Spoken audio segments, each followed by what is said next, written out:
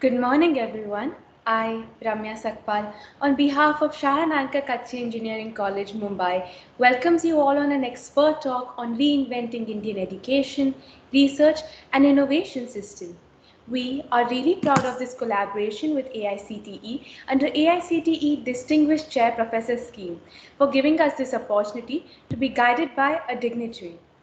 I'd like to welcome all our national and international delegates and inaugurate this webinar on behalf of SAKEC. Let's begin this webinar by seeking divine blessings from Almighty.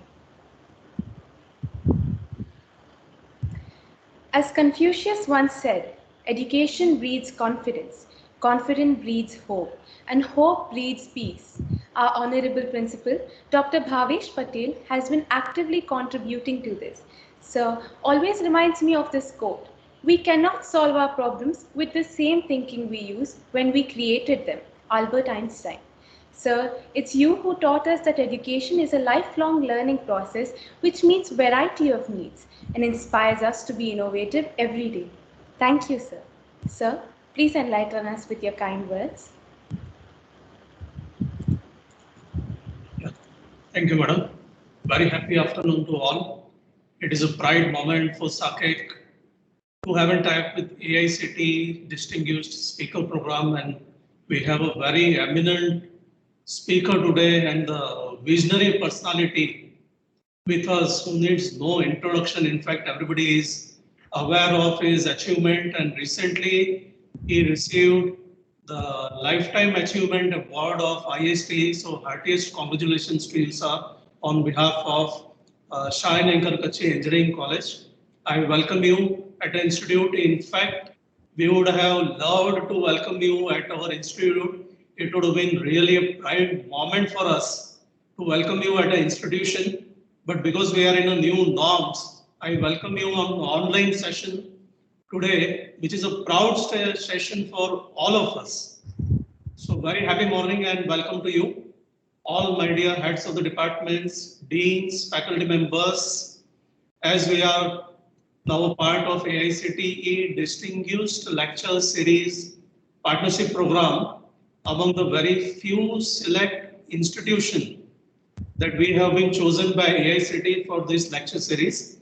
And all these lecture series are being delivered by the eminent personality from which we can learn a lot of things from them, life learning experiences. And I'm sure that today's session will be one of the most vibrant, memorable session through which we'll learn a lot of things which I have not learned throughout the lifespan. I believe that it will be the most useful and fruitful sessions.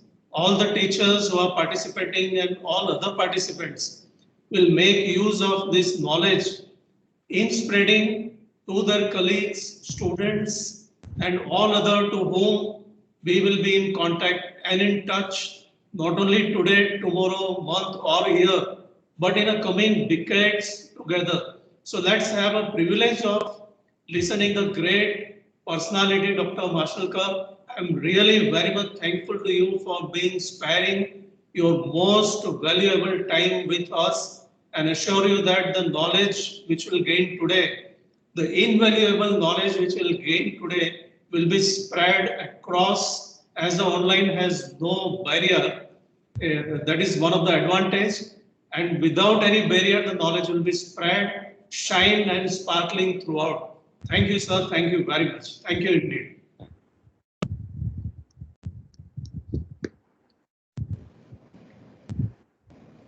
Thank you so much, Principal Sir. Today, as Sir said, yes, we have a legend with us who made India proud. He received SS Bhatnagar Prize in 1982 for Engineering Sciences at the hands of Rajiv Gandhi, Prime Minister of India. He received Padma Shri in 1991 at the hands of President Mr. R. Venkataram Sir. He also awarded G.D. Birla Award in 1993 for scientific research by Honorable Prime Minister Shri Narasimha Rao Sir. All India Management Association conferred the J.R.D. Tata Leadership Award in 1998 to recognize outstanding contribution in management, entrepreneurship, and leadership. He again honored with Padma Bhushan Award in 2000 by Honorable President Mr. K.R. Narayan sir. He received Dadabhai Naroji Memorial Award in 2002 by Honorable Dr. APJ Abdul Kalam sir, President of India. He also received Lal Bahadur Shastri National Award in 2002 by President of India, Dr. APJ Abdul Kalam sir, in presence of Mrs. Sonia Gandhi ma'am, LK Advani sir, and Mr. Sunil Shastri sir. He recognized as first ever National Leadership Award in 2004 for Science and Technology by President Dr. APJ Abdul Kalam sir. He received Maharashtra Bhushan Award on the occasion of Maharashtra Day 2005 by Chief Minister Mr. Vilas Rao Deshmukh sir. He honored with Punya Bhushan Award in 2008 for Science by hand of Mr. APJ Abdul Kalam sir, ex-President of India. In 2012, he selected for one of the top 10 achiever in Maharashtra in the Golden Jubilee of the state of Maharashtra at the hands of President of India, Mrs. Pratibha Patil ma'am. In 2013, he honored with Gomat Vibhushan Award. He honored with Padma Vibhushan in year 2014 by President Honorable Pranab Mukherjee sir. And recently, he received Lifetime Achievement Award by Indian Society for Technical Education, AICTE. He is none other than Dr. R.A. Mashelkar sir. Sir, introduce you in few lines is definitely not cup of tea of anyone. We are really honored to have you with us, not taking much of your time, sir. We are eager to listen to you. Our youth, all college students and the faculties are waiting to hear you, sir. Thank you so much, sir, for joining on such a short notice. Sir, the complete virtual platform is yours. Thank you. Thank you very much.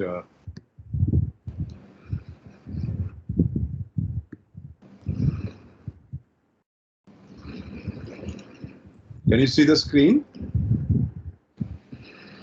Can you see the screen? No, sir. So your desktop is seen, sir. Your desktop is seen.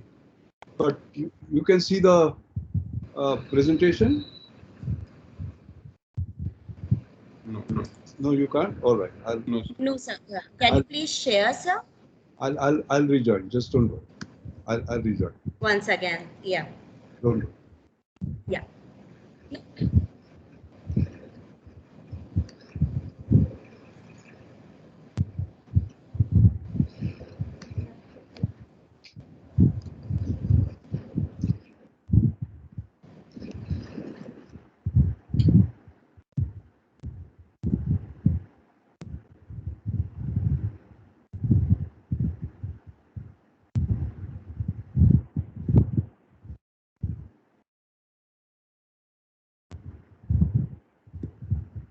Can you see it now? Yes, sir. It's perfectly visible. Very good. Thank you. Thank you very much, Thank Bhueji, for those very warm words of interaction. I agree with you. The new normal. I think we have to get back to the old normal when we used to have a warm handshake, affectionate hug. We have to get back to those days.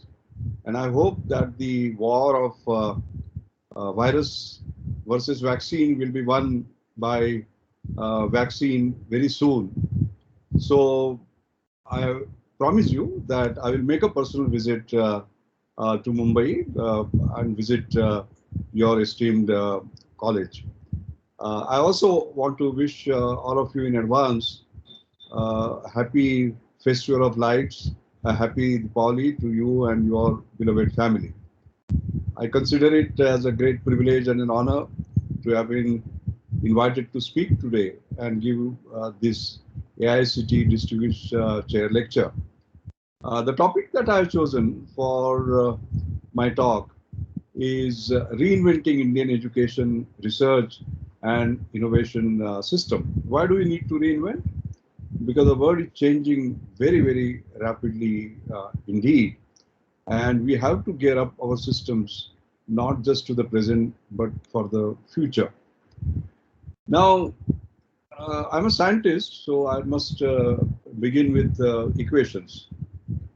And there was a discussion with reference to what is the most powerful equation that scientists have created ever. And somebody said Newton's second law, F equal to ma, force equal to mass into acceleration. All of you know that. Second fellow said, no, it is not Newton, it is Einstein, E equal to mc square. And then they turned to me and asked me, what do you think? I said, no, not Newton, not Einstein. They said, how come? What according to you, is the most powerful equation? I said, E equal to F. And they were puzzled as to what is E, what is F. I said, E is education and F is future. Education is equal to future. For our college is involved in building the future by imparting education. So that's a very noble cause indeed. The importance of education is seen by the poorest of the poor.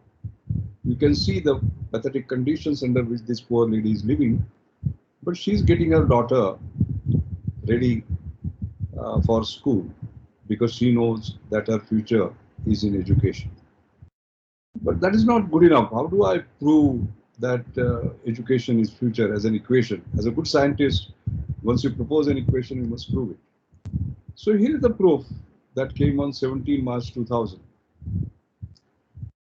You already saw this slide of President K.R. Narayanan honoring me with Padma Bhushan. But on the same day, President K.R. Narayanan also honored Ratan Tata. So how does it prove the equation is equal to F? You have to get back into the background of K.R. Narayanan. He was born in a very poor family. He used to walk kilometers to go to the school. His family was so poor that his family could not afford the tuition fee. So he would stand outside the class and take notes. And then my situation was not too dissimilar. I was born in a very poor family in a village called Mashelkar. That's why I'm Mashelkar. My father died when I was 6. My mother, widowed mother, was illiterate. She brought me to Mumbai in search of a job. We grew up under very harsh conditions. 2 meals a day was a challenge.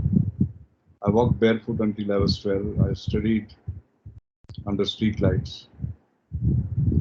And then how come we ended up here? Well, K.R. Narayanan, the president, got a Tata scholarship and he could study further. I also got a Tata scholarship and studied further. So both of us, our futures were built because of a scholarship, that is Tata scholarship. And one Tata scholar is honoring another Tata scholar here. But if you go to this, at the same time, that Tata scholar is honoring Ratan Tata, the head of the family of Tatas. That proves the equation E equal to F. Education is equal to future. Now, when we talk about education, we began with right to education. That was a very important step. But we must have right education. And now, right way of education, because that is changing very rapidly. If you see the history of the way education was imparted, education 1.0 was Gurukuls of India, for example. So very high teacher to student ratio. It was one guru and one shishya. There were flexible schedules, wide span of objects from astronomy to zoology. One teacher taught. But it was fundamentally unscalable. Now you move into education 2.0. That is how you are studying today. I studied and our generation studied. And this is assembly line. We have one teacher, 30 students, 50 students, 60 students, and it's a broadcast plus assembly line model. So there is one-to-many information dissemination. One teacher knows everything. He has a blackboard, he has a chalk, he does the talk and conveys to you the information or knowledge. Focus has been on rote learning and term-based testing, and one method to teach them all. This was education 2.0. But what happened when the pandemic came? 1.6 billion children were thrown out of school, and they had to adopt to online learning because there was no physical learning that was possible. Now, of course, the schools are opening after a long time. So what has happened is that this way of learning, that is education 3.0, where what's happening now is that you don't have to go to the libraries. The humanities accumulated knowledge is now freely available on the internet.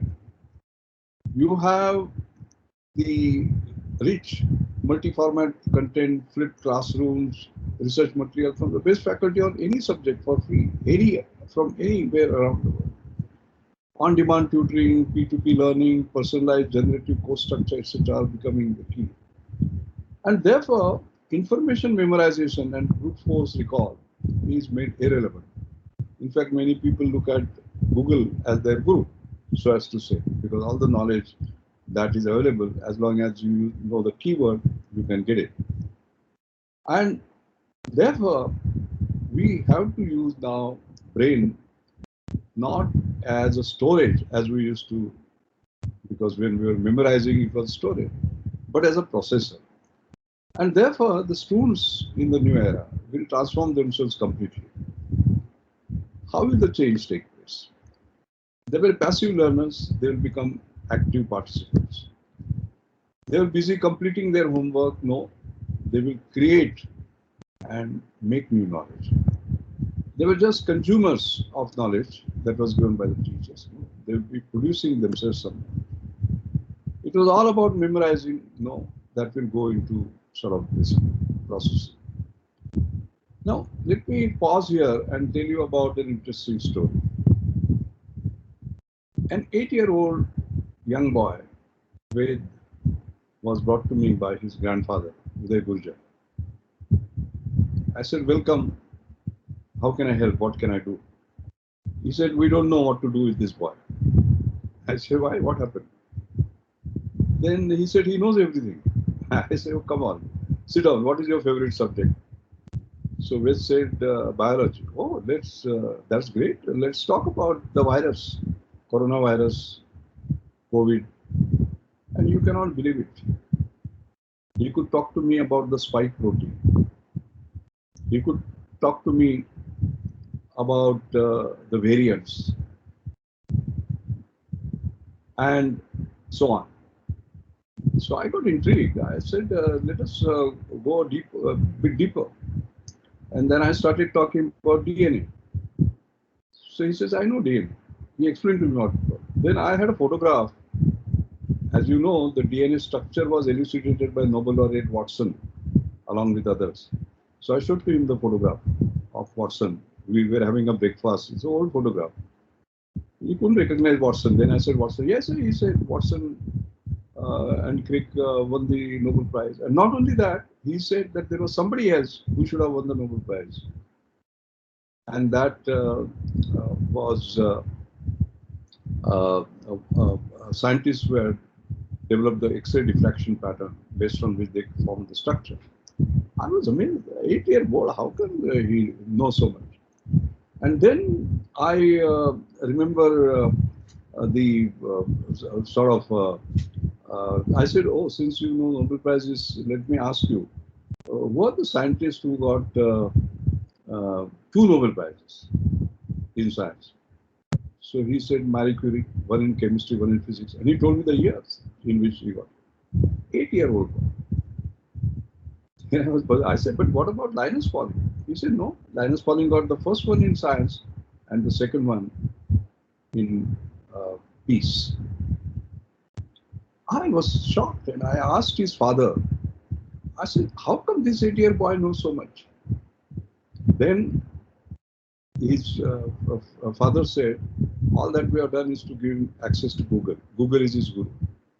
Now, can you just imagine an 8-year-old assessing that knowledge? And therefore, his brain is being used now as a processor, as a storage of all sorts of information. And there doesn't have to be a teacher who will be actually having a blackboard and a chalk and talk, etc., because he can't tell by what he already knows. So this is what I mean, that the role of the teacher will have to change from just imparting knowledge to helping the students to process it.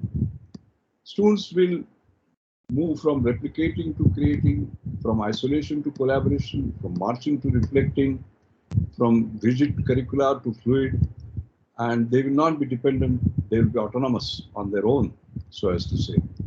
And they will not be busy answering the questions that the teachers asked, but ask the teachers the questions for which the teachers may not even know the answers. And if the students are changing, and remember my talk is about reinventing education, research and innovation, and I'm dealing with reinventing education, that means reinventing both students as well as teachers' characters. So teachers' transformation from teacher-centered to student-driven, from telling to listening, from mass production to mass customization, linear to multiple streams, from a presenter to facilitator, because the students already know something and you have to facilitate.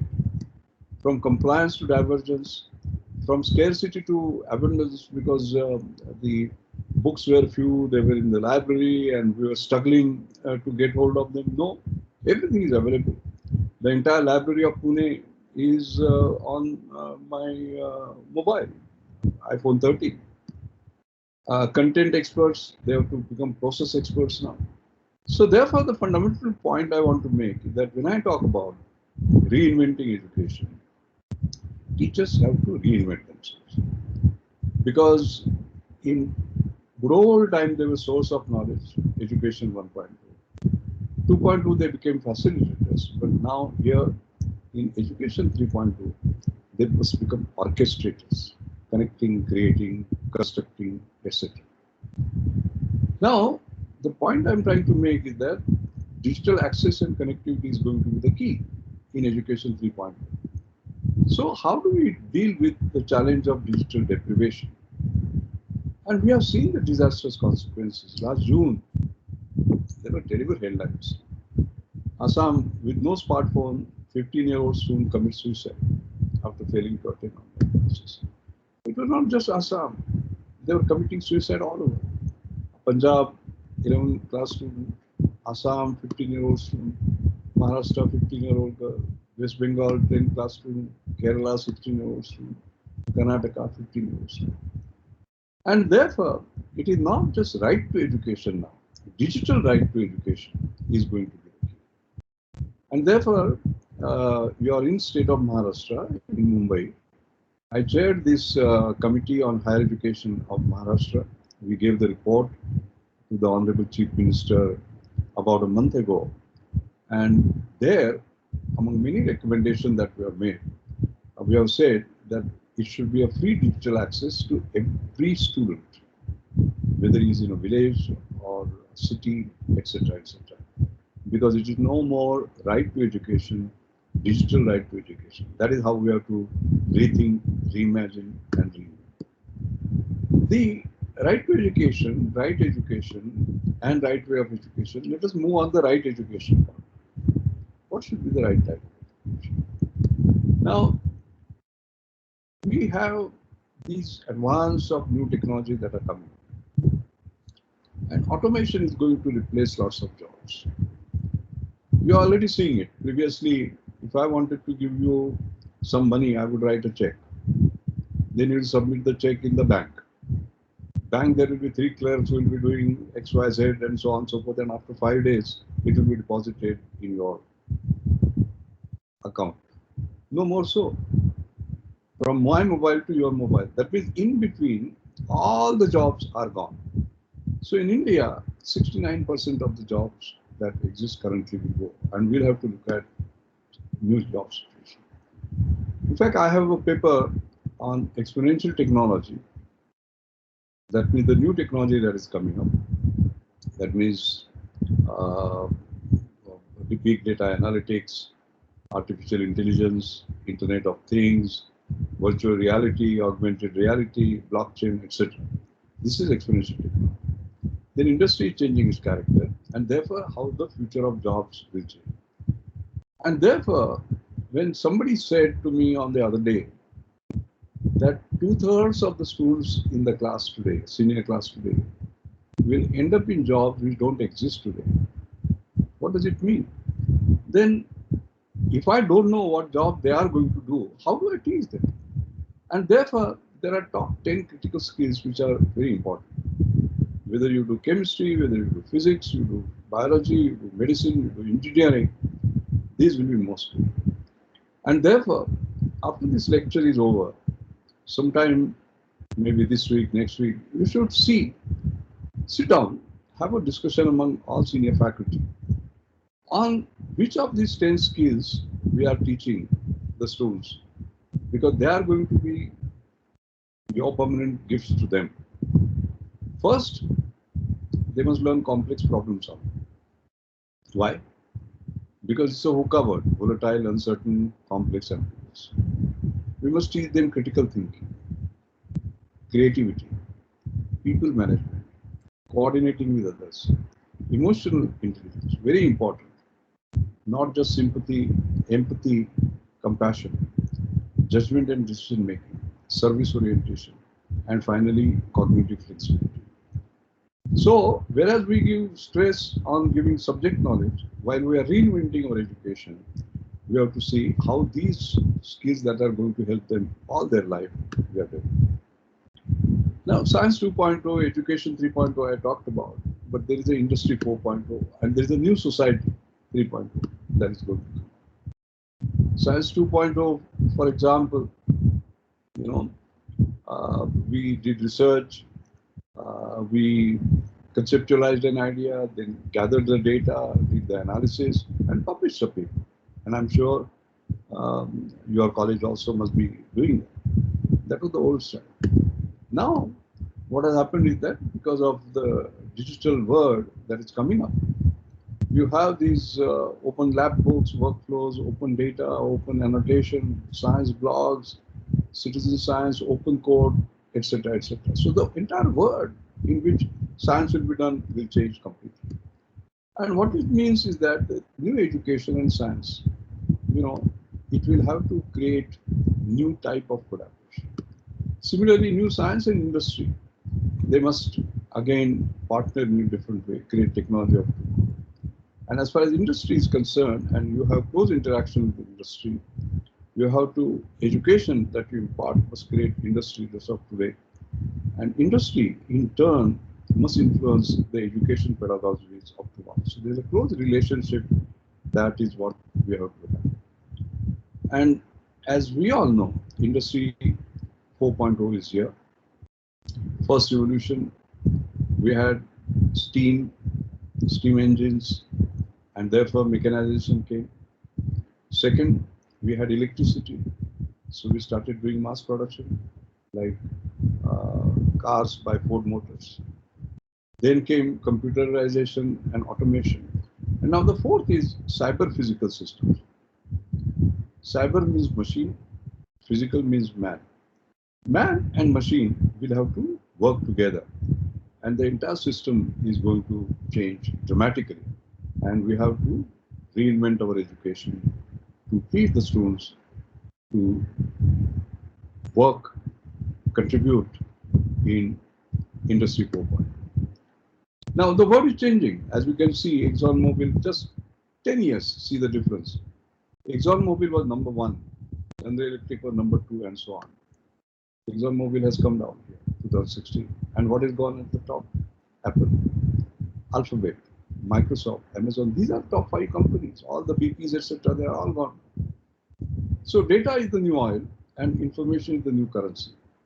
Similarly, artificial intelligence is new electricity because the industrial revolution freed humanity from much repetitive physical drudgery, but AI will free humanity from repetitive mental drudgery. So these are things that are going to take. Now, education disseminates known knowledge. Research converts money into knowledge. You generate new knowledge. But innovation converts knowledge into money. Now, India has been good at this.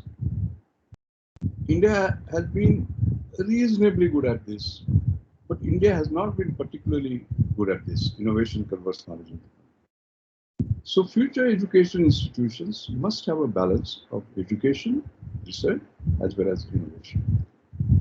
Now, positioning universities, people like Bohr did just pure science. People like Edison did discoveries without using deep science, just trial and error. Like final electric bulb that he created, he used some 10,000 filaments by trial and error. But the real way will be combining science to create new breakthroughs, like that they call the Mashelkar. Now, I'll give you an example. George Whitesides. He is the highest cited scientist in the world. That means you talk about Saraswati, you talk about Lakshmi. So in terms of Saraswati, he has scaled highest levels. But at the same time, in terms of Lakshmi, he's a co-founder of 12 companies with market cap of $30 billion. These are the companies. So Saraswati and Lakshmi are going hand in hand. Okay. Now look at Nobel laureates. I'm the current chancellor of my alma mater, ICTE, Institute of Chemical Technology, UDCT, as it used to be called, not too far from where you are. Now, he has not only got Nobel Prize for scientific breakthroughs, but he set up a startup company. Similarly, John Murray Lane, the Nobel laureate, whom we honored with an honorary doctorate, not only he scaled great heights in science, but he set up a startup companies, so as to say. So, Saraswati and Lakshmi going together, converting, by using innovation, converting knowledge into money is the most important one. Now, when we talk about innovation and when we talk about engineering, and we are talking about an engineering college, when a survey was taken as to what should engineering do in the next 20 years, at the top was improve renewable energy, and everybody knows about it. Our Honorable Prime Minister has been talking about green hydrogen and so on and so forth. We are worried about climate change, and engineers will have to contribute, no doubt about it. But if you go down, finally you find that addressing social inequalities come at the bottom. I think the most important engineering will be at this level, so I would put it right at the top. I remember talking about Gandhian engineering on 28 April 2008 in Canberra, in Australia. Now, you say, what is Gandhian engineering? We know mechanical engineering, we know electrical engineering. What is Gandhian engineering? So I explained Gandhian engineering. Mahatma Gandhi had said two things. He had said, Earth provides enough to satisfy everyone's need, but not for everyone's greed. What it meant was that the resources are limited, they are getting exhausted. You have to keep them for your grandchildren, great-grandchildren. So try to get more from this. At the same time, he had also said that I would prize every invention of science made for the benefit for all. That means do it for more and more people. So put them together now, more from less for more. And that becomes Gandhian. That means getting more performance or output from less and less resources for more and more people. It became famous as MLM, more from less for more. So what it means, getting more from less for more, means despite income inequality, whether you are rich or poor, you have access equality. Now that seems absurd, isn't it? How can that be? But you can see it here. Here, their income inequalities are 1,000:1, but access equality is 1:1. Both of them are carrying their. Okay. Now, this is the kind of engineering India needs. And if you see India, it is an expert. Like high quality hepatitis B vaccine, 40 times cheaper. Who did it? Shanta Biotech. And it was high quality because UNICEF, 40% of the supply was from. But it was 40 times cheaper, not 40%. High quality cataract eye surgery, like Arvind Eye Care, 100 times cheaper, but very high quality. High quality open heart surgery, Narayan Rudalia, Dr. Devi Shetty, 20 times cheaper, but quality as good as a New York surgeon. And similarly, high quality artificial food, Jaipur food, 300 times cheaper. So this is the kind of engineering that we are able to do in India.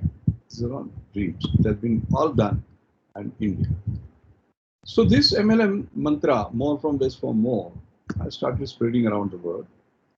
In fact, C.K. Nulad, the great thought guru, and I wrote a paper, Innovation's Holy Grail. This is in Harvard Business Review, July, August 2010. This is now considered the most 10 must-read papers in innovation. But interestingly, World Economic Forum immediately took a note. And they had a special session on more from less for more. Why do you think Gandhi engineering picked up so quickly? It picked up so quickly because it is important for the world. And my TED lecture has been now translated into 23 languages and is available. It spreads so rapidly. And I remember, actually, I began talking in Canberra to start with. And then later, you can see, I remember talking in World Bank, Washington, and they created a inclusive innovation, more from less for more project for Vietnam, $55 million. I remember talking in Asia Development Bank, for example, in Manila. They created similar projects. I remember talking to European Union in Brussels, and they got it integrated in their Horizon 2020 program. I spoke in Beijing, in several parts of Europe, 2 years ago in Tokyo before the G20 meeting, in Colombo, in Cape Town, in Medellin, addressing the World Association of Industrial Technology Research Organization. So this message has been spread quite a bit and all around the world, and it has been appreciated. So think about Gandhian engineering as a sort of new opportunities. Now you might want to see some concrete examples. I would say India needs to set new innovation agenda. We must look at revolution, not just renovation. New to the world, not just to company. Unprecedented cost performance features, not just marginal. Entirely new product, not copying, but creating something that is not by tinkering, but having breakthroughs. And most importantly, we always tell the students about best practice, we have to move to next practice. Now, you would say, you are saying all this, can you give us some examples? Yes. In my mother's name, I have created Anjani Mashelkar Inclusive Innovation. And I know I'm talking to the engineering students, so I'm giving them the examples of how to move from best practice to next practice. Now, here we have given, this is the 11th year of the award. And we gave these awards to these 11 awardees. And I will just tell you what they have been able to do. For example, Mishkin Ingawal, receiving the award at the hands of Mrs. Anuaga in Pune.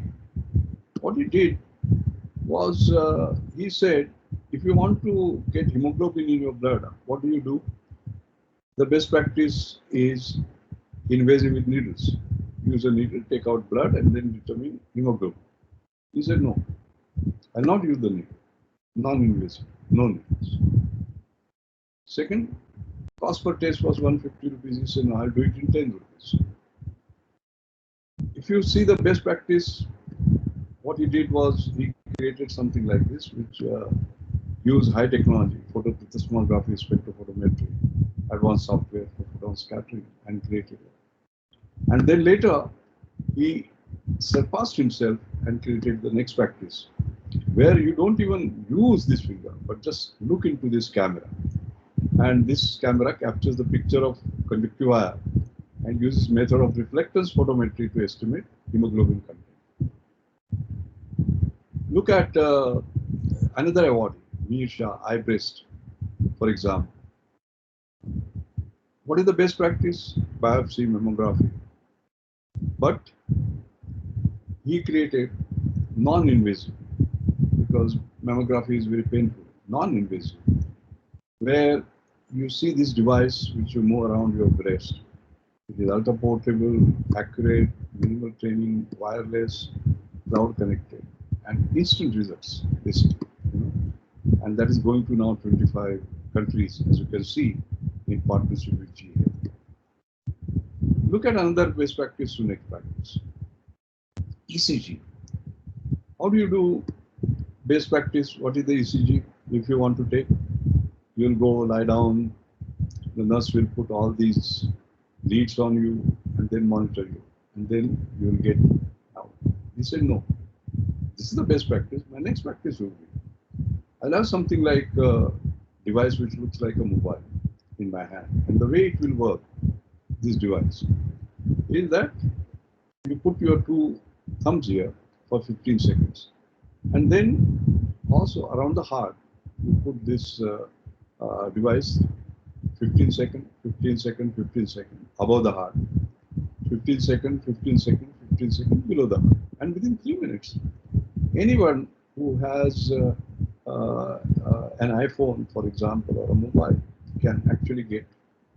Now, can you just imagine what difference it is making? He created this device, personal 12-lead ECG, 10 cents per ECG, just 5 rupees. And SAKEC Live 2 actually is capable of taking single lead, 6 lead, 12 lead medical grade ECG. What is the importance of this? As engineering students, you can think about it. He's an engineer, electronics engineer, and he created this. What it means is that, supposing there is an old woman in a village, and she has a pain in the heart at midnight, what would you do? You will put her into a bullock cart or a motorcycle or a jeep and take her several kilometers to take an ECG. No need. That lady, as long as there is a connectivity, she can just do what we said. Use this SAKEC, and her results will go to the best doctor in Mumbai or Pune or wherever, and within minutes she can get an advice. This is the challenge. Now, again, because I'm talking to engineering class, I want to tell you about very important issue of your being socially conscious. 2019, we gave this award. These are all senior engineering college students, number 1, 2, 3. This is Dr. Vijay Kedkar, Pune International Center. I happen to be the president, he is the vice president, and Professor Anil Gupta, my great guru in innovation. Okay, so they looked at a problem which Gandhiji was concerned about. He had said sanitation is more important than political freedom. But the sanitation workers, like the manual scavengers, they were dying. The Supreme Court actually was so upset, they said sewers are gas chambers where manual scavengers are sent to die. And how many of them were dying? One manual scavenging deaths per 5 days, official data. So what they did was that they said, why should the man be in the hole? Let the machine be in the hole. So they moved from worst practice, which is man in the hole, to the next practice, which is robot in the hole. And they created a robot like this, which can be used with a simple user interface. So therefore, this man, schematically we are showing, would have been doing manual scavenging by going below.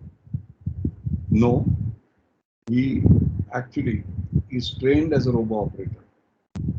Okay, you can quite clearly see. And therefore, the access to dignity comes. Imagine why access to dignity? Because this is the kind of Gandhian.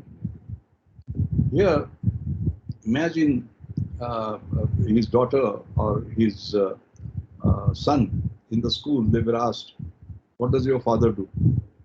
They would have put their head down and said, "Manual scavenging." Now what they will say? "Not manual scavenging. My father is a robot operator."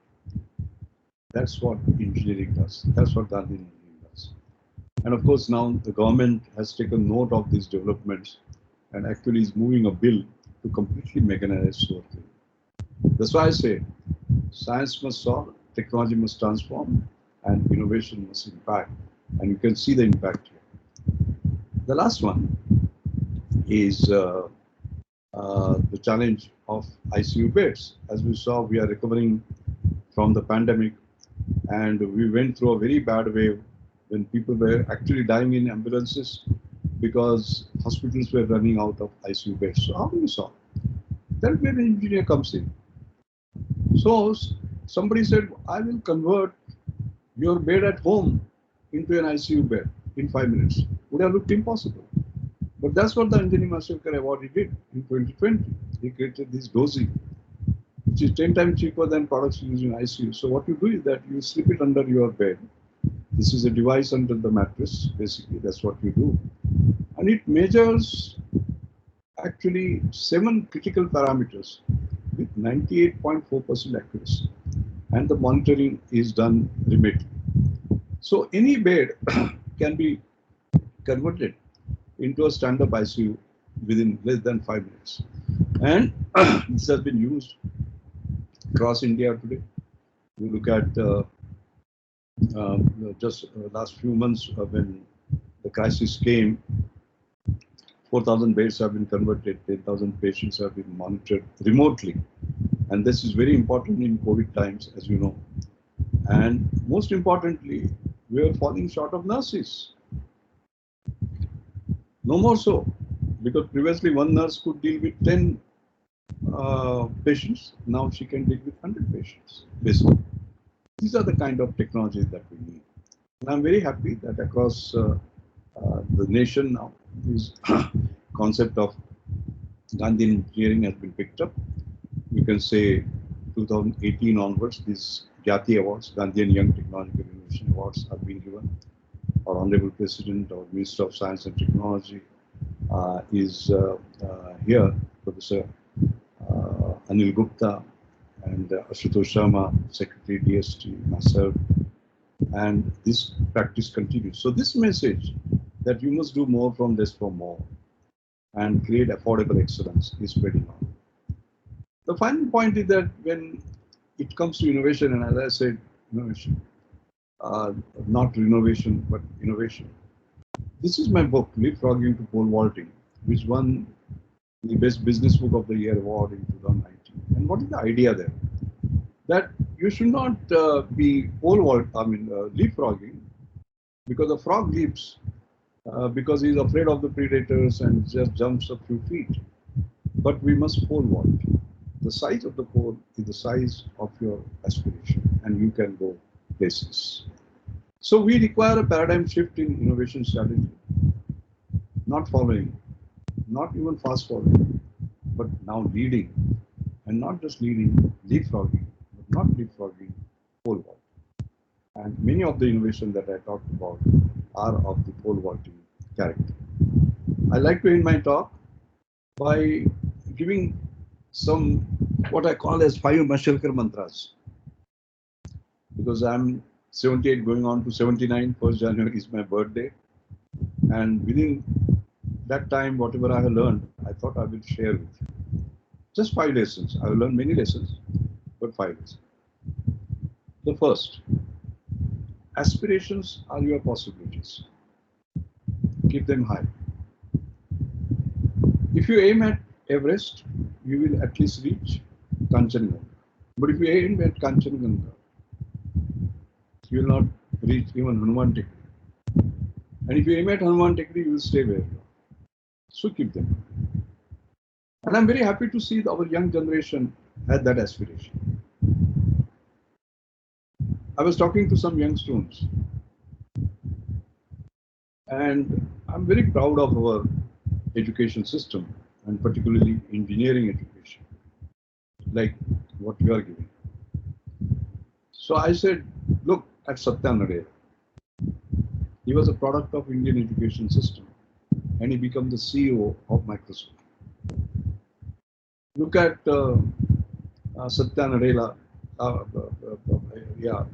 so Sundar Pichai, again product of Indian education system, became Google's CEO. So I said, you must become like these. One young fellow got up and said, sir, you don't know what is going on in our mind. So I said, why? I said something nice. He said, sir, your generation, all that you wanted to do was to go to US somehow. The next generation, they wanted to go to US and get a job in a top company, say Microsoft. Next one, not only go to US, get a job in Microsoft, but become Satya Nadella. Not our generation. We want to create our own Microsoft, our own Google here in India. That is aspiration. Now, is it possible? You know, it is interesting. I've just done some survey. Just did an analysis. All of you hear about unicorns. It's $1 billion market cap company. $1 billion is 7,500 crore. And there are 71 such startups with 7,500 crore plus. So we did an analysis of what was their educational background. You'll be surprised. You might have thought that all of them came from IITs and IIMs. No. More than 50% of them came from colleges which were not IITs or not institutions like IIMs. They were normal engineering colleges like yours, for example. Can you imagine that we have 35 startups with a $1 billion market cap who have come from colleges like yours? That's what I mean by keeping the aspirations. Secondly, I'm very particular about this, particularly for young people. They want instant success. Like instant coffee, there's no instant success. You must work hard, but work hard in silence. Let success make all the noise. Third, purpose, perseverance, and passion. You must have a big purpose in life. जिसको हम ध्रुव तारा कहते हैं, North Star. It's always too early to quit. Winners are never quitters. Quitters are never winners. And therefore, I have the word fail, F-A-I-L, different meaning I attach to it. It is first attempt in learning. Of course, as long as I always say, your best guru is your last mistake, as long as you learn from it. So keep on doing that. Then when doors of opportunity that you keep on knocking don't open, you get frustrated. Don't. Create your own doors. Now you say, what do you mean by that? So I'll give my personal example. I came back in 2006 and joined National Chemical Laboratory. I wanted to do experimental research in a subject on which I was trained. It was study of flow of complex materials called rheology. And I needed an equipment, Weisenberg rheogoniometer, model R18. But there was no foreign exchange because this had to be imported. So there was a digitally clearance, not manufactured in India. Certificate, it would take 2 years. So what do? That door was not opening for me. I created my own doors. I said, what is the equipment I have? My brain. What can I use it for? I said modeling and simulation. And I changed my field and went into modeling and simulation. Can you believe it? I started the work in 77. In 82, I got Shanti Swarup Bhatnagar Prize, which is in engineering science, which is the highest award for less than 45. You get it at the hands of the Prime Minister. Supposing I was just waiting there with folded hands, waiting for the door to open, nothing would have happened. So I created my own door. Similarly, you can create your own doors. And last is, there's no limit to human endurance, achievement, or imagination. Let me tell you a story before I close. My great guru, Professor Sena Rao, is a Bharat Ratna. Accepting Nobel Prize, he has got everything. I hope one of these days he gets also that. And I remember when I became Fellow of Royal Society, FRS, you know, in 360 years, and after Nobel Prize, this is considered as the highest honor. And in 360 years, there are only 3 engineering scientists from India who have become fellows. 360 is only 3. 2 of them are alive, me and my guru, Professor M. Shah. Professor Rodam Naswa passed away a few months ago. So it's a high honor. So I remember calling Professor Sena Rao and said, sir, I have become FRS. You know what was his response? Not bad. I was very disappointed. Such a great honor, and just saying not bad. Then I got another honor, American Academy of Arts and Science. You know, from 1780, only 7 Indians have sort of got it. It's a very prestigious honor. 200 Nobel laureates have got it, and Winston Churchill to Charles Darwin to Nelson Mandela to Einstein. I mean, really top people. And from India, only 7. I was the 7. I called him. You know what was his response? Not bad. And similarly, I got 1 or 2 more, including US National Academy Inventors. I was the first from India to get it. Not 3rd or 7th, but the first. Still, he said not bad. Then I got upset and I said, sir, what do I have to do to impress you? And the lesson that he gave me, I'm leaving it with you. He said, Mashelkar, you are climbing on a ladder of excellence, which is limitless. There are no limits, excepting the limit that you put on yourself. Okay, so remember that. And therefore, this message can be converted into something else. Whatever happens, whatever honor, award, or accomplishment you have to say, my best is yet to come. So here is my final mantra for you. Every day in the morning when you get up, you may be 18, 20, you may be 30, 40, 50, 60, 70, 80. Every day in the morning when you get up, you have to say, my best is yet to come. And maybe today is the day it will happen. And if 1.35 billion Indians do it, you can just imagine where will India be? Absolutely at the top in the Committee of Nations. That should be our dream for our India. Thank you.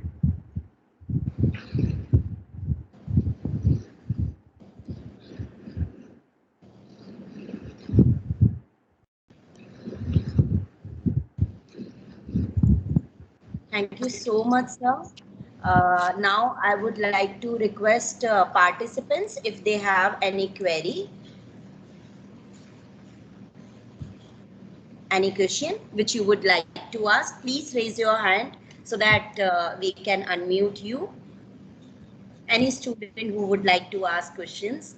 See guys, you don't get such chance to ask the question from such a dignitary person, such a legend. Yeah.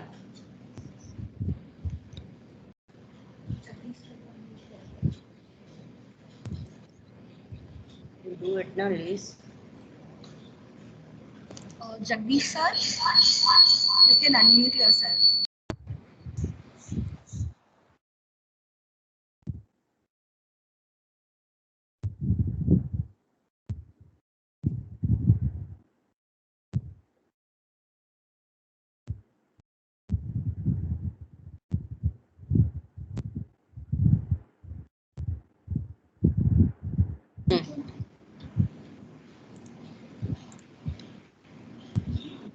Okay, Jagdish sir, you want to ask something? No, madam. Yeah. Okay. Rukmini ma'am.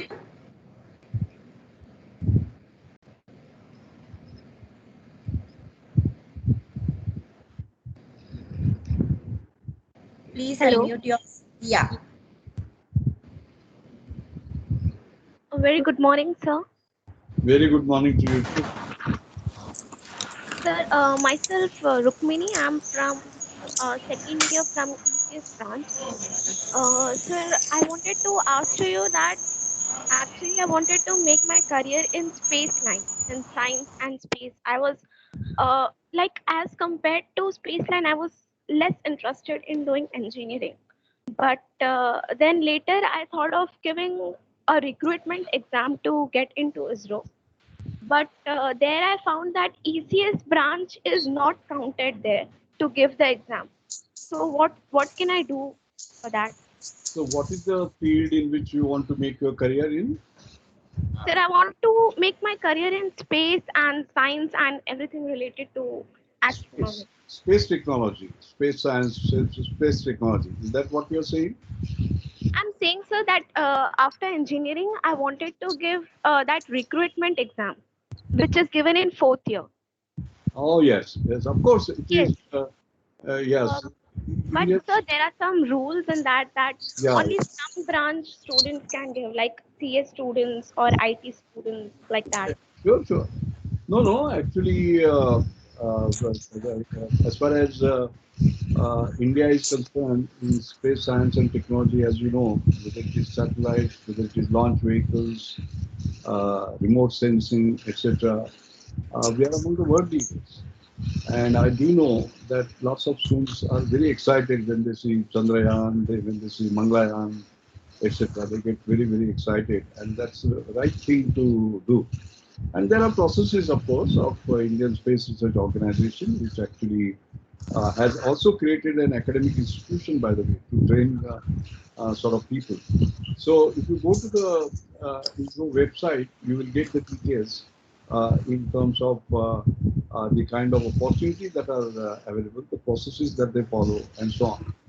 But I would simply say that don't get stuck by an idea that this is what I want to do, because many times, you know, we are good at something and we don't discover that. So you must discover yourself in terms of what you are yourself good at. All right. In terms of not only just the field. See, in life, what matters is ability, attitude, and aptitude. And somewhere you must have this particular taste, because I find that many times young people get stuck by this is what I want to be, but they may not have aptitude for that. That also creates a problem. So I think you should look at your own aptitude, have a proper test done, and then of course there will be opportunities for you. But do visit the ISRO website in order to get more details. Okay, sir. Thank you so much. Thank you, and good luck. Thank you, sir. So we have one more question from Gauri ma'am. Gauri ma'am, please unmute yourself. Yes. Thank you, ma'am. Very good. So, it's an honor to hear you. And I'm actually a defense of telecommunication in SAKEC. My question mentioned that renewable energy sources in these fields that you mentioned. So, my question is, what is the scope for renewable energy in the industry? The research related to renewable energy in the industry is all, because whenever we are when students are coming over here, their final aim is to get the job. And when we are talking about the renewable energy resources, research into that, are there any companies in India which are promoting this renewable energy and having such extensive research in this? Because from government perspective, we say there are a lot of initiatives that have been taken by Honorable PM. So, and we are also getting various entries and competitions for which renewable energy research has been promoted.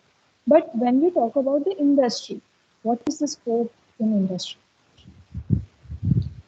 Oh, it is industry which is going to drive everything. It is not government, it is industry. See, for example, Reliance. As you have heard from Mr. Mukesh Ambani, he is investing $10 billion in these 3 years, and then more as we go along in renewable energy. And this will be from end to end.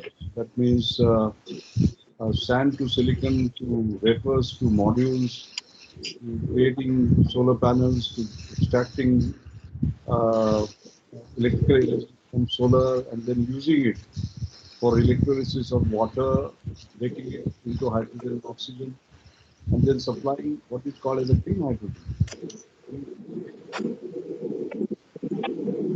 Yeah, which is the biggest in the world, by the way. And he has already announced this supply 111. What is it? For 1 kg. 1 kg of hydrogen for $1 within 1 decade, which is absolutely ambitious because the current prices are between $3 to $7. Okay, so that it becomes like green hydrogen for all. So these are massive plans, and there is massive research and development that is going on. And similar initiatives have been also announced by industry, and the government is doing a great job. Our Prime Minister himself, on 15th August, he spoke about creating 450 gigawatt by 2030 of renewable energy. So there is huge space. And if you look at organizations like the national laboratories, like when we look at fuel cells, for example, India's first indigenous fuel cell has been created by National Chemical Laboratory. And KPIT Technologies have actually already demonstrated a few months ago a fuel cell run car. And it is a very proud moment for India. So India is capable of doing its own research and creating a fuel cell, which is much lower in price and much better in performance compared to the world standards like the Ballard and so on and so forth. And right from production of renewable energy to distribution of renewable energy to use of renewable energy, there's a scope for both manufacture, business, as well as research and development. And you will see a state jump in terms of these activities. Already massive activities. I suggest that you visit the CSR website, all right, Council of Scientific Industry Research, and you will find hundreds of such programs that are going on. Okay? Yes, sir. Thank you, sir. Thank you, sir. Thank you, sir. So we have one question from the students end. Ramya? Good afternoon, sir. Good afternoon, ma'am. It's an honor to even ask a question. Sir, in a certain tech fest, I heard that you and your team had managed to create or find a polymer that would absorb a large amount of water. Climate change is definitely the biggest issue present right now, the reason why we are moving towards renewable source. And I remember you stating that this particular polymer can be used in the farms so that our farmers don't suffer by climate change. Could you tell me how and how much and how have we progressed in that area, and how students like me and many more over here can contribute to that? Oh, very good question. In fact, when I joined NCL, National Chemical Laboratory, there's a very interesting, when you enter NCL, the main building, there's a very nice, let's say, statement that is made. The purpose of this laboratory is to advance knowledge and use it for the good of the people. So all of our science in NCL was driven by that. And we discovered this novel polymer. It is starch grafted polyacrylonitrile, which is hydrolyzed, and we called it Jalashakti. Jalashakti because 1 gram of water would absorb 100 to 200 grams of water. Can you just imagine? It is like Agasti, soaking up the entire sea. But the important part was that it could not only absorb that water, but release it in a controlled way. Now, what is the problem in India? For example, the farmers sow the seeds. The first rains come. After that, what happens? No rains for 2 weeks. Then what happens? The seeds die. So we created a technique by which you take that seed, coat it with Jalashakti. So when the first rains come, what happens? That coated polymer, Jalashakti, soaks up all the water around. And then what does it do? Even when the rains don't come, it keeps on releasing gradually so that the seeds don't die. Okay, and Indian Organic Chemicals hopefully started manufacturing it. And of course, they went into another business, but such a polymer is being made by other companies now under a different trade name and so on. So, answer to your question is that these are the kind of innovations that our engineers, our researchers will have to do in the future. And they have to be specific to India. For example, these super absorbing polymers are known abroad. But what do they use it for? They use it for baby diapers. Okay? India's application is not baby diaper. India's application is this farmer, so as to say. So your mind has to be focused on what are India's problems. Like I showed in Mashelkar Inclusive Innovation Award, isn't it? 10 rupees hemoglobin without touch, 5 rupees ECG, or $1 breast cancer test, but using high technology. So you all must focus on India's needs, its future, and create innovations. That's what I mean by reinventing Indian education, reinventing India's research, reinventing India's innovation. Thank you. Yes, sir. Thank you, sir. We'll definitely work towards that. Sir, we'll be moving towards the last question of today's session. Sakshi, you want to ask something? Sakshi, please unmute yourself. You can speak. Hello, ma'am. Yeah. First of all, thank you so much for giving me this opportunity and coming up and asking questions to the most amazing person I have ever known. Actually, sir, my name is Sakshi Dhanare, and I would love to start this conversation in Marathi. So, sir ही तुमची जी life story आहे जी खूप लहानपणापासून ऐकत आली आहे आणि आज सर मला खरंच एक असं बोलतात विश्वास वाटत नाही की तुमच्यासारखी व्यक्ती कॉलेजमध्ये येऊन असं एक कॉन्व्हर्सेशन आपल्यासोबत करते. सो फर्स्ट माझा प्रश्न आधी फार्मर्स आणि पॉलिमर्स वरती होता. खूप छान पद्धतीने तुम्ही समजवलं आणि we would look up to working on this thing. And sir second thing आहे की सर तुम्ही तुमच्या आयुष्यामध्ये खूप साऱ्या Your voice is breaking and I cannot hear anything that you say. So Nilakshi, my suggestion would be if you can hear her, please listen to her carefully and then tell me what to Sakshi, can you please post your question in the chat box? Better. Yeah. And sir, if you allow, then I would like to give one more query from the participant. Sir? Sure. May I? Go ahead. Yeah. Narkhedi, sir, you want to ask something? Yes, madam. Yes, sir. Please go ahead. Yes, good afternoon, sir. Actually, thank you for the such a good speech and for your experience. Sir, I want to ask, please, can you just more elaborate your Gandhian engineering concept? Oh, yes. Gandhian engineering is, as I said, getting more from less for more. What it means is that at the least possible cost, which is affordable to the poorest of the poor, how can you create a high technology product? Okay. Now, that is where I gave the example of a mobile phone, which the poor lady from Hutment is having, as well as a rich lady who might be driving a Mercedes is having. So this is access. All the Anjani Mashelkar Inclusive Innovation Awardees that you heard. For example, you look at the hemoglobin test. In 5 rupees, you can get it done. But it is making use of high technology. Making high technology work for the rich is very easy.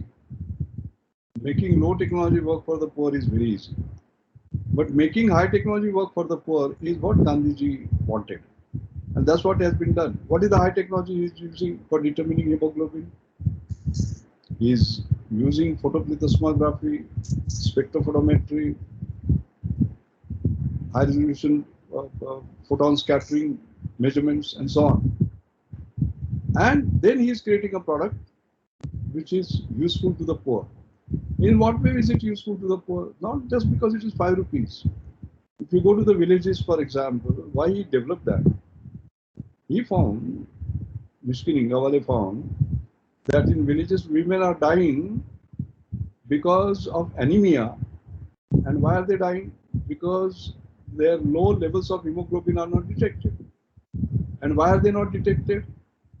Simply because they refuse to give blood. They think that is precious. So he said, fine, thank you. I'll use high technology to create something where without using a needle, without taking your blood, I will determine what is the hemoglobin. That's the Gandhian concept. All right. So, Hello. so that sort of victory, all of the idea that I talked about, manual scavengers, for example, they don't have any dignity, they die. Now you create an engineering by which the poorest of the poor gets helped by. So that's what Gandhiji had said. Bro, इसका second option है पिछले वाले. The results of science must reach the poorest of the poor, and you can see that happening. All the examples that I gave are Gandhian engineering. Anjali Mashelkar Inclusive Innovation Award is a Gandhian engineering. So you can go on our website, Mashelkar Foundation, and you can find all the 11 winners, and you will get great examples of Gandhian engineering. Thank you so much, sir. We have other engagement, so we may have to this end of the session. Thank you so much, sir, for patiently handling all the queries and answering each and every one. Now, to propose the vote of thanks, I would like to request Dr. Kranti ma'am, IPR cell in charge. Dr. Kranti ma'am. Thank you so much, sir, for enlightening us with your $1,000,000 thoughts. And whatever you have told us, I'm sure this phrase will be changed to million rupees thoughts. Oh. He will be the economy which will lead the world, which will have its strong roots. And we come from the roots where we have our ancient education system, which has rooted so well from the Gurukul system, as you said, to the teaching class system. And now there is a need to move towards mentoring system, as you mentioned. You gave a lot of examples like the Google Eklavya, like E is equal to F, where yes, we will surely work towards this. And you have enlightened us. At the same time, you have laid the responsibility on the shoulder, not only of the teachers, not only of the management, not only of the students, but an entire education system of India. And we have got many preachers like this earlier who has got the Indian education system to this stage. And with people like you, I'm sure we will go ahead. Your guidance will be there, and we would shoulder this responsibility with whole heart. We'll give it 100%, sir. And the examples that you said about pole vaulting, yes, sir, we'll surely follow it. It is a great inspiration for all of us. And I would like to say a final thank you. We have heard up till now about Pancha Tantra, but today we heard Pancha Mantra from the person whose, I can say, the brain is at the age of 78, but the energy is at the age of 7 plus 8, that is 15, a teenager's energy. And the activity, the thought, as a curiosity of a child between 7 to 8 years. Thank you so much, sir. We at Mahavir Education Trust, Shand Anchor, Kachi Engineering College, wholeheartedly thank you and request you to accept this memento as a small gesture from all of us. Thank you so much. Thank you. Thank you very much. I Dr. really Vineet appreciate Kotak, sir. it. And I really look forward to seeing you all in person, not just digitally. Kotak, sir, please unmute yourself. Thank you. Thank Yes, you sir. very much. Thank you so much, sir. Thank you so much.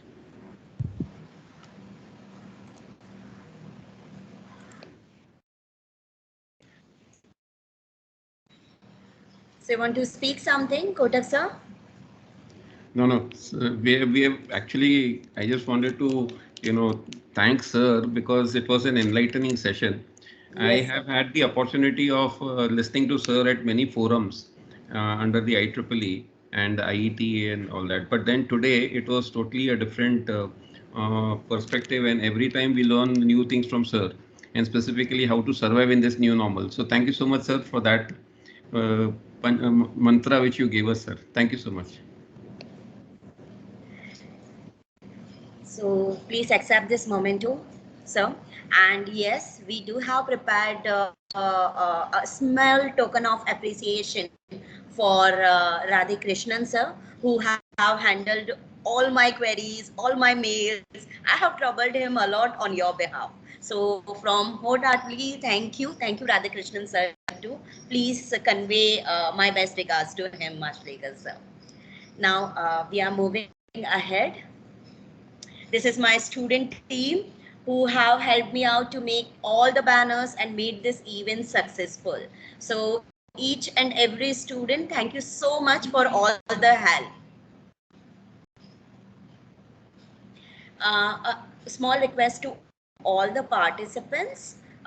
Please fill the feedback form. The feedback link is also posted in the chat box, and please upload selfie along with the webinar session.